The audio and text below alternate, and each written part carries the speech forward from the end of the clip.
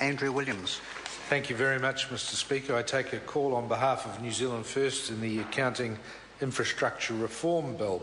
New Zealand First will be supporting this in its first reading through to Select Committee for the very reason that we see merit in some aspects of the bill. However, we do have some concerns in other areas.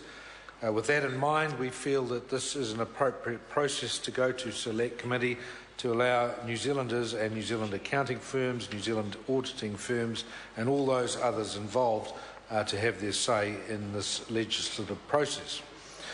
New Zealand First does support it from the fact that it will help reduce compliance costs for small companies. We are a party that does support New Zealand enterprise, and we do stand by the reduction in costs to operate small companies in New Zealand who are increasingly burdened by compliance costs.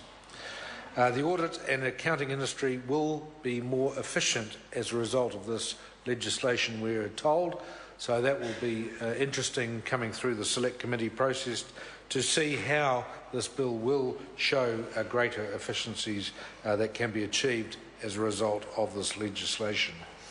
We're also advised that accredited bodies will allow members to conduct audits under their umbrella controls, and therefore as a result, if you are part of an accredited body, an auditing company, then you are therefore supposedly accredited to conduct audits, and therefore it will be interesting to see how that fleshes out through the Select Committee process as to how those accredited bodies will administer that.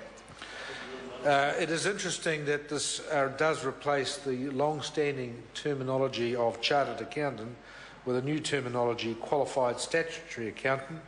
Again, whether that has much meaning or not, we don't know, but the long-standing term where people say you have to get a chartered accountant, that goes back a long way in New Zealand's history, that terminology, and it will be interesting to see whether, again, this is just playing with names or whether it has any real substance to that name change.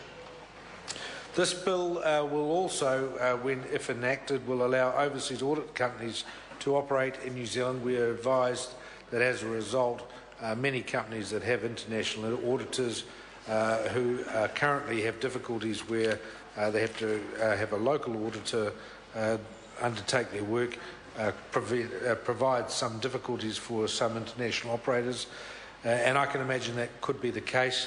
There would be merit in that, and we would hope as a result of this that many international firms might see fit to establish offices here in New Zealand to conduct such audits on behalf of some of their global companies, and therefore New Zealand would gain by the establishment of locally established audit branches of international audit companies.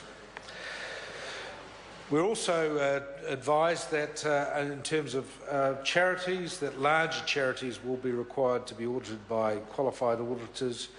We see merit in that. When you're the purse holders of public money, taking public charity money, in excess of $1 million, there is great merit in ensuring that those funds are audited correctly. Therefore, we see there is advantage in ensuring that New Zealanders who are donating, and New Zealand has a reputation of being one of the highest donating per capita countries in the world, that those funds are properly administered. Medium charities in the order of $0.5 million up to $1 million will require audit or reviews, and those smaller charities under $500,000 will have lesser requirements. Again, as we've heard from other members, when you are talking very small charities, the burden in terms of auditing and compliance can be very onerous, and it can chew into a lot of the very good money that's been donated to those charities. And again, if this, through the Select Committee process, can identify ways that very small charities can reduce their costs, then that would be a benefit. This bill also brings together the opportunity for New Zealand and Australian accounting bodies to come together as one trans-Tasman statutory body to oversee Australasian auditing. This is an interesting process. to bring those trans-Tasman accounting practices together. We do operate in a CER situation where we do try to operate in harmonisation with our Australian sister country, and therefore this can potentially bring great benefit to both sides of the Tasman by being able to offer standard practices across business on both sides of the Tasman.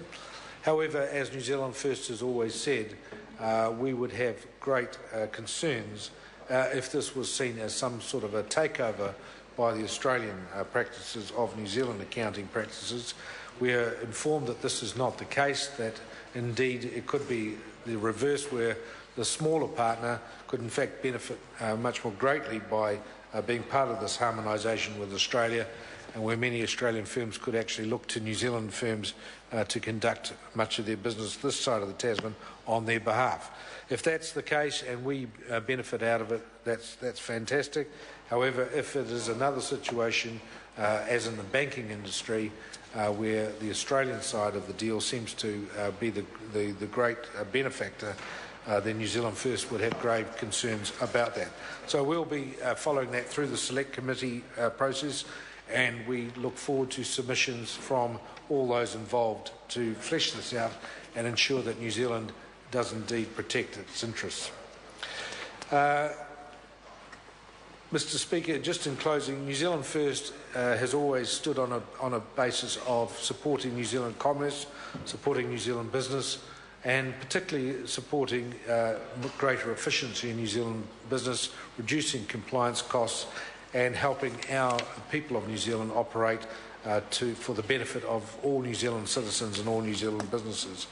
We see a significant merit in many aspects of this bill, and we'll be following the bill through the Select Committee process with great intensity. Thank you. I call Kanwaljit Singh Bakshi. Thank you, Mr. Speaker. I am pleased to stand in support of the Accounting Infrastructure Reform Bill on its first reading. As Minister mentioned in his introductory remarks, that the bill is part of the government's business growth agenda. So this bill will keep achieving efficiency, competition and international outlook in the New Zealand accounting market. A more competitive, efficient accounting market will contribute to the business growth agenda by providing better business advice for New Zealand firms and building confidence in financial market through its better assurance to the investors. With these words, I commend this bill to the House. I call Andrew Little. Thank you, Mr. Speaker. I rise to